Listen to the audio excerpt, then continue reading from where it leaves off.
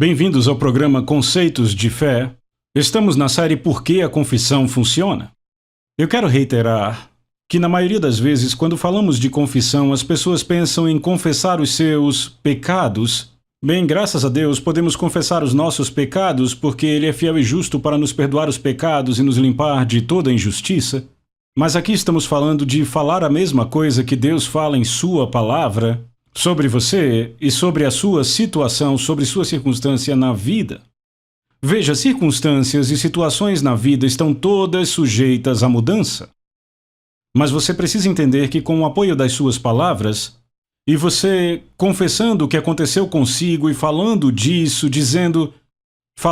todo dia, habitando nisso, isto pode estabelecer estas coisas na sua vida para sempre. E você não quer isso? Então estamos falando sobre confessar a palavra de Deus e como isso pode mudar a situação em sua vida. Agora, no programa passado, estávamos tratando do número 4, do porquê a confissão funciona, mantenha a resposta diante de você. Bem, vamos revisar, vamos listar todos. Número 1, faz com que a fé venha. Número 2, semeia uma semente no reino.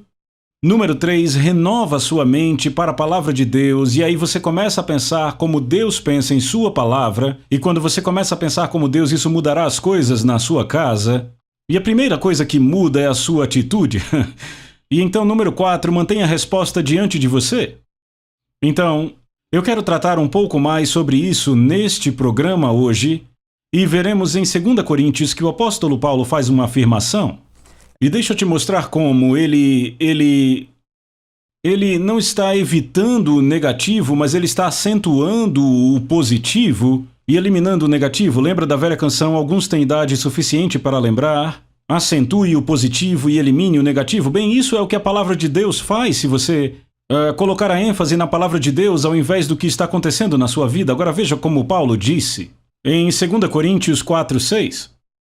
Ele diz, porque Deus, que ordenou que a luz brilhasse das trevas, brilhou em nossos corações, para dar a luz do conhecimento da glória de Deus na face de Jesus Cristo.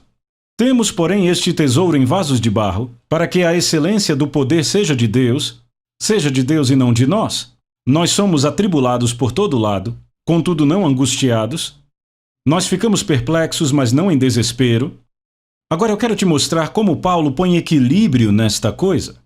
Agora, quando você começa a falar de confissão, eu já ouvi pessoas dizendo, irmão Caps, você está simplesmente mentindo se disser de qualquer outra maneira diferente do que é? Ora, Paulo está admitindo que ele tinha problemas aqui. Mas deixa eu te mostrar algo. Tudo bem contar a alguém sobre o problema para que essa pessoa concorde e ore com você para mudá-lo. Mas o que você não deve fazer é uma confissão diária do problema. Porque isso mantém o problema diante de você. De fato, Marcos 11:24 diz, todas as coisas que você desejar, quando você orar, agora ouça, quando você orar, creia que você as recebeu e você as terá. Todas as coisas que você desejar. O que é que você deseja? Você não deseja o problema, não é? Então não ore o problema.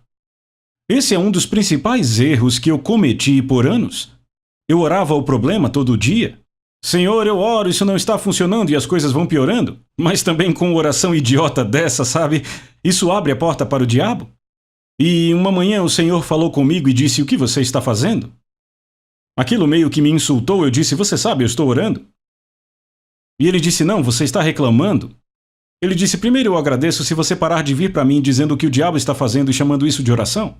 Então veja, eu estava mantendo o problema diante de mim todo dia. Eu dizia, Senhor, eu tenho problema e tenho esse, mas esse eu não tenho. Eu preciso de dinheiro, eu preciso de mais terras para a fazenda, isso e aquilo. Eu estava citando o problema de novo e de novo. E eu tinha grande fé no problema. Para falar a verdade, eu não tinha nenhuma fé na resposta para o problema, e isto foi diferente de chamar as coisas que não são como se já fossem. Eu estava chamando as coisas que eram como se já fossem. Agora deixa eu te mostrar a falácia que há nisso. A maioria das pessoas acha que elas estão fazendo o que devem fazer quando chamam as coisas como elas são. Elas falam o problema porque dizem, bem, é verdade, eu tenho um problema. Pode ser um fato presente nesse momento na sua vida. Mas esta não é a coisa certa a se fazer, e a razão é a seguinte. A fé vem pelo ouvir e ela vem mais rápida quando você ouve a si mesmo. quando você ouve a sua voz dizendo o que Deus diz, ou, por outro lado, o lado negativo, quando você ouve a si mesmo dizendo o que o diabo diz e falando os problemas. Agora, se você falar o que é, se fica falando o que está acontecendo com você, e você fala o que está acontecendo com você repetidamente, vez após vez, o que está ouvindo o problema e logo estará orando o problema. Eu sei que alguns de vocês estão fazendo isso porque eu fiz durante anos, mas o que eu quero mostrar a vocês aqui é que você tem que sair disso porque não é o que a Bíblia diz para você fazer. Todas as coisas que você desejar e você não deseja o problema, você deseja a resposta, então ore a resposta ao invés do problema. Graças a Deus há abundância e não falta, e alguém diz, mas eu não tenho abundância. Bem, chame ela. Vê, é por isso que você chama as coisas, porque você não as tem. Agora, este é um princípio clássico da Bíblia, que é chamar as coisas que não são. Foi assim que Deus disse a Abraão para fazer. Ele ensinou Abraão a chamar as coisas que não são como se elas já fossem, até que fossem. Agora, como você mudaria algo na vida que acontece com você, se você não a chamasse diferente da forma que ela é, pelo princípio que Jesus nos deu em Marcos 11:23, todo aquele que disser ao monte, seja removido, seja lançado no mar. Agora deixa eu te perguntar, será que o monte foi lançado no mar? Quando ele falou isso, não. Estavam olhando para o monte. Ora, esse monte representa um problema em sua vida. Ele não foi lançado no mar, ele estava ali, ele estava fisicamente ali, mas ele disse, fale com ele. Seja lançado no mar. E ele disse, se você não duvidar no seu coração, ou seja, se você não ficar indeciso no coração, mas crer que o que você disse vai acontecer, você terá o que terá tudo aquilo que disser. Notem isso, agora vá para Marcos 11:24, começa com portanto, e quando encontramos essa palavra portanto, entenda por que ela está aí. Por causa desse princípio da fé, você pode ter o que disser, se crer e não duvidar no coração. Portanto, quando orardes, veja, se você orar o problema, vai receber o problema. Se você orar a resposta, vai receber a resposta. Porque veja, a coisa exata pela qual você ora é para a qual terá maior fé. Agora, algumas pessoas desenvolvem medo, dúvida e incredulidade através de orações não bíblicas. Eu vou dizer isso de novo. Algumas pessoas desenvolvem dúvida, medo e incredulidade através de orações não bíblicas, estão orando o problema. Agora, o que acontece quando você ora o problema vez após outra, dia sim, você mantém o problema diante de você? Você não tem a mínima ideia de qual seja a resposta? Ora, a palavra de Deus é a resposta. Então você simplesmente vai para a palavra de Deus, e foi assim que o Senhor falou comigo já faz mais de 20 anos. Ele disse, é melhor você gastar uma semana, um mês ou um ano na minha palavra e descobrir o que eu falo sobre isso, e começar a proclamar o que eu falo sobre isso, desenvolver a sua fé na minha promessa, então orar, e aí sim você receberá o que diz. E sabe, quando comecei a fazer isso, eu tive mais orações respondidas em 2 semanas do que nos 20 anos anteriores, porque eu vinha mantendo o problema diante de mim e não a resposta. E alguns de vocês estão fazendo a mesma coisa, e o Espírito de Deus, na verdade eu nem pretendia entrar nisso, mas é para alguém que está assistindo esse programa, você precisa agarrar isso e começar a chamar pelo que a promessa de Deus diz, ao invés de ficar chamando as coisas como elas são. Você pode mudar o que é agora. O apóstolo Paulo faz a seguinte afirmação em 1 Coríntios. Ele diz, Deus escolheu as coisas que não são. Como assim que não são manifestas para reduzir a nada? Para reduzir a zero as coisas que são manifestas? Bem, há forças espirituais na palavra de Deus.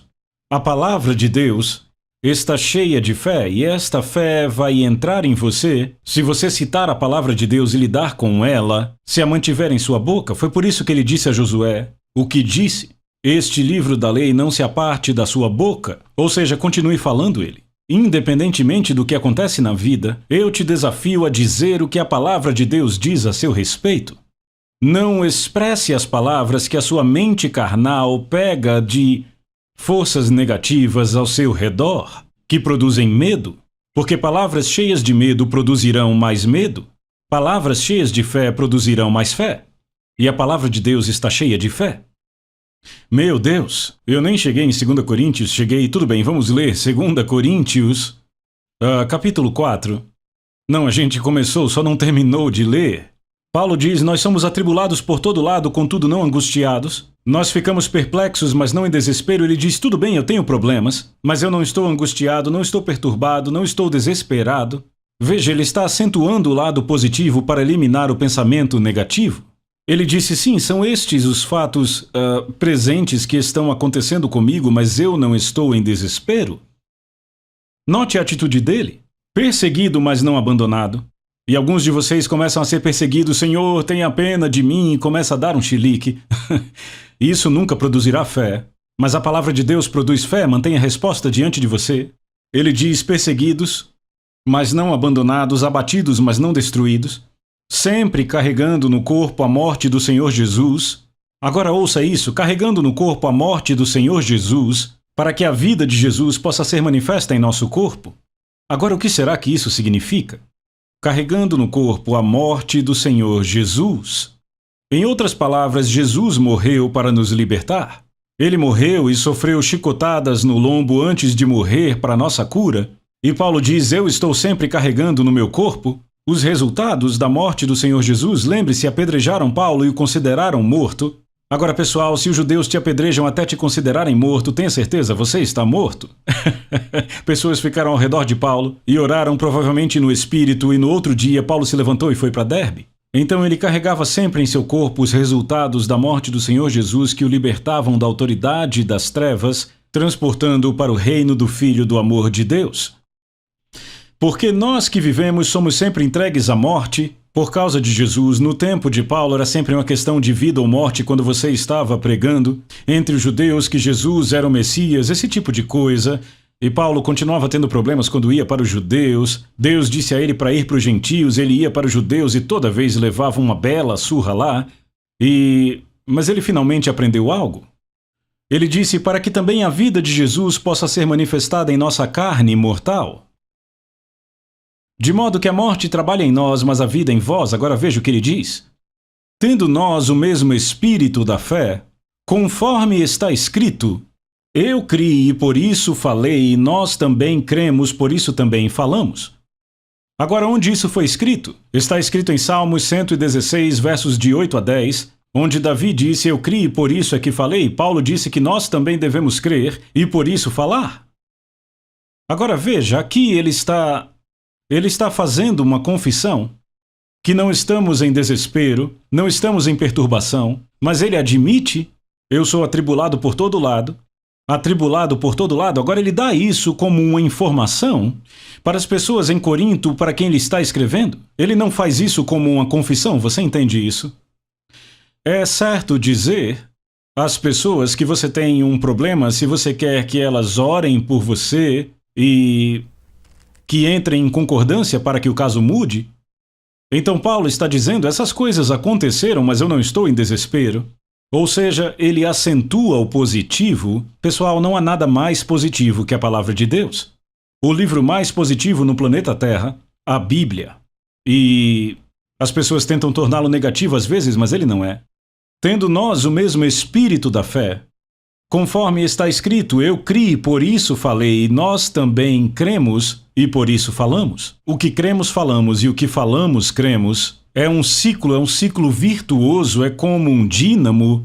Quanto mais rápido vai, mais rápido pode ir. Quanto mais você crê, mais você fala. Quanto mais você fala, mais você crê. Se você está falando a palavra de Deus, está produzindo fé. Se você está falando as palavras do diabo, está produzindo medo, incredulidade e dúvida. E você perderá toda a fé e confiança na palavra de Deus. E sabe, Deus não será mais capaz de suprir todas as suas necessidades em riqueza e glória por Jesus Cristo.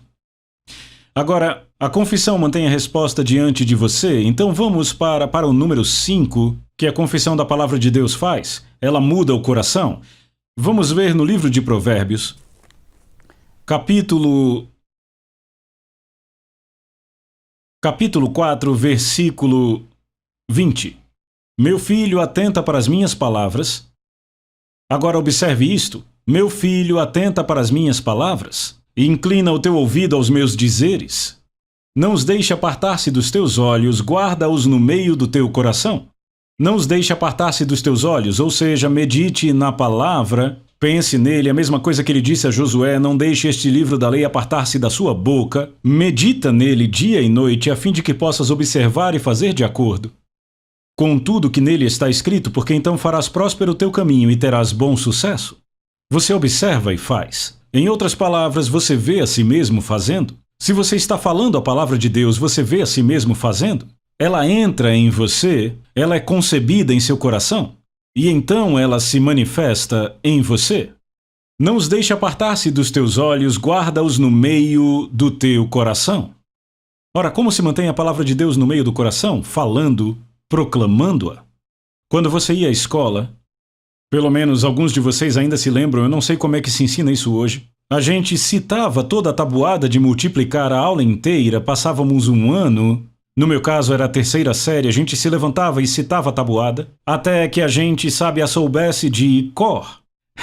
A expressão de cor significa do coração dentro de você. De fato se torna parte de você. Então, você não tem que sentar e ficar pensando quanto dá 4 vezes 4. Por quê? Porque está dentro de você, você sabe porque sabe porque sabe. E aí alguém chega e diz, mas às vezes 4 vezes 4 dá 12? Não, não dá, não. Como eu sei disso, eu tenho conhecimento demais para acreditar naquilo. Deveria ser da mesma maneira com a palavra. Alguém chega e diz, bem, eu sei que a Bíblia diz isso, mas não vai funcionar. Bem, você não aceita isso se a palavra habita em você? É claro que vai funcionar, é a palavra de Deus, é a verdade. Quer você tenha experimentado isso ou não, é a verdade. Então, guardar a palavra no coração. Como você faz isso? Veja, Davi entendia isso, ele disse, a minha língua é como a pena de habilidoso escritor, as palavras que você fala com a sua boca entram no seu coração. Ele disse, porque são vida para os que as acham. Veja, a vida na palavra de Deus é vida para todo aquele que acha e saúde para toda a sua carne. Agora, isso me diz porque algumas pessoas estão sempre com doenças crônicas. Você já notou que elas sempre querem falar sobre a doença delas e onde dói, quem morreu disso ou quem morreu com aquilo? Na maioria das vezes, a primeira coisa que fazem de manhã é ler o obituário, quem morreu? Amigos, isso é um fluxo negativo de vida. Ele diz, não as deixe apartar-se dos teus olhos, guarda-as no meio do teu coração, porque são vida para os que as acham e saúde para toda a sua carne. Agora, o número 1 do lado dessa palavra saúde na minha Bíblia e na coluna de referência diz remédio para toda a carne. Ou seja, esta palavra é remédio para a sua carne. Ela é cura para a sua carne. E citar e falar a palavra de Deus muda seu coração. Guarda teu coração com toda diligência, pois dele provém as questões da vida. Uma versão diz as forças da vida. Agora, você tem que perceber que a palavra de Deus é uma força eterna. Ela tem o DNA de Deus nela. Eu quero dizer que ela funciona e ela funciona toda vez que você opera nela. Afasta de ti a boca maléfica e afasta de ti os lábios perversos. Ou seja, não fale uma fala pervertida. Não fale como as pessoas falam, estou morrendo de rir, eu estou morrendo de vontade de ir, se eu não for eu vou morrer. Não, mantenha a palavra de Deus diante de você. Graças a Deus isso me fez rir. Eu rio porque sei que viverei eternamente, pois sei que um coração alegre faz tão bem quanto o remédio. Agora vamos para o Velho Testamento, para 2 Reis. Encontramos no capítulo 4 a história de Eliseu e da mulher sunamita. Então Eliseu estava passando por um lugar onde esta mulher sunamita vivia. E ela disse, vamos fazer um pequeno quartinho para que quando o profeta de Deus passar por aqui ele possa entrar, descansar, tudo isso. E eles fizeram. E ele profetizou sobre aquela mulher que ela teria um filho. Ela era estéril, não tinha filhos. Ora, é claro, ela teve um filho e... Então aconteceu certo dia que esse filho estava no campo com o seu pai e ele gritou, minha cabeça, evidentemente ele teve um AVC ou algo parecido. E o pai o levou até a sua mãe e ele ficou aos joelhos da sua mãe até meio-dia e morreu. Agora eu quero que você note, a Bíblia diz no versículo 20 de 2 Reis 4, e quando ele lhe havia levado e trazido até sua mãe, ele se assentou sobre os joelhos dela até o meio-dia, então morreu. E ela subiu e o deitou na cama do homem de Deus e fechou a porta diante dele e saiu. E ela chamou o seu marido e disse, rogo-te que me envies um dos moços e um dos jumentos, para que eu possa correr até ao homem de Deus e retornar. E ele disse, por que irás a ele hoje? Não é nem lua nova, nem sábado. Entenda, não havia nenhuma significância espiritual naquilo. Ele disse, não é lua nova, não é sábado, por que você então vai ao homem de Deus? Agora ouça o que ela disse. e ela disse: está tudo bem. Na verdade, há um número 6 do lado dessa expressão. Na minha Bíblia diz que isso significa que ela disse tudo está em paz. Está bem, em outras palavras, ela disse tudo vai bem. Agora entendam isso, irmãos. O filho desta mulher está morto. Ele está mortinho da Silva. Ela sabe que ele está morto. E o marido dela pergunta: por que você vai ao profeta de Deus? E ela diz: tudo vai bem. Tudo está em paz. Como ela poderia ter essa paz quando o filho dela estava morto? Como ela poderia dizer tudo vai bem quando o filho dela estava morto? Alguém pode dizer: essa mulher mentiu? Não, essa mulher tinha paz por dentro. Por quê? Porque ela tinha a palavra do profeta. Que Deus ia dar um filho a ela, e Deus não deu um filho a ela para morrer de ataque, de derrame ou nada assim. De jeito nenhum. Ela simplesmente não recebeu aquilo. Agora veja, na verdade isso foi um fato que aconteceu. A Bíblia descreve exatamente como aconteceu. Ele se assentou aos joelhos dela até meio-dia e morreu. Agora note a atitude mental dela. Ela se agarrou a algo. E sabe, eu te digo, se você se agarrar a isso, se agarrar à palavra de Deus, isso muda a sua atitude na vida. Vai mudar qualquer situação ou circunstância que você esteja enfrentando. Vai mudar sua atitude. Mantenha a resposta diante de você. Então arrumaram um jumento e ela foi até o profeta de Deus. Agora, quando ela chega lá, Eliseu disse a Geazi, disse: vá, lá vem a sunamita. Disse: vai, fale com ela. Disse: pergunte, vai tudo bem contigo? Tudo bem com teu marido? Tudo bem com a criança? Agora, pessoal, estão prontos para isso?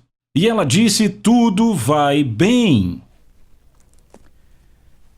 Agora, para aqueles que dizem que você tem que dizer as coisas como elas são, que se você diz algo diferente está mentindo sobre aquilo, o que você faz com essa mulher? Sabe, essa mulher tinha isso dentro dela, e mesmo que batessem nela com um taco de beisebol, ela não soltava, ela sabia que tudo ia bem, tinha paz de Deus, o filho morto. Por quê? Porque ela tinha a palavra dentro dela. Ora, ela não me ouviu ensinando sobre fé e confissão, mas ela ouviu o suficiente da palavra de Deus até ter certeza: eu não vou deixar escapar o que Deus me deu. E quando você se familiariza com o que Deus te deu na palavra de Deus, então, sabe, em sua mente carnal, o diabo vem e começa a tentar te distrair com alguma coisa. Apenas não receba. Apenas diga: graças a Deus, tudo vai bem em nome de Jesus, baseado na autoridade da palavra de Deus. Você está chamando o que você não tem, ela estava chamando o que ela não tinha, dizendo tudo vai bem, tudo em paz, quando não havia paz, no natural, mas ela chamou por isso. Bem, você conhece a história? Se não conhece, eu vou contar bem rápido. Ele disse a Geazi: algo aconteceu com a criança e o Senhor ocultou isso de mim. E a mulher nem contou a ele sobre aquilo. E ele disse: toma meu bordão na mão, corre e põe sobre a criança. Agora veja, a mulher tinha a sabedoria de Deus. Ela deitou o seu filho na cama do profeta. Agora, por que ela fez isso? Ela sabia que o profeta era ungido de Deus. Ele era ungido de Deus. Então, ela deitou a criança que estava morta no lençol no qual ele dormiu, sem dúvida. E você lembra no capítulo 19, livro de Atos, Deus realizou milagres especiais pelas mãos de Paulo, e lenços e aventais eram tirados do seu corpo enquanto ele ministrava, e dados enviados aos doentes, e até espíritos malignos saíam deles e a doença ia embora deles. Não foi algo que Paulo fez, Deus fez, mas a unção que estava sobre Paulo carregou aqueles panos. Agora, aquela mulher, como ela sabia disso, eu não sei, ela não tinha lido Atos 19, mas ela sabia no espírito. Agora, ela não dizia, ela não confessava que a criança estava morta. Ora, isso é bem forte. Agora ele chega lá e coloca o bordão sobre a criança.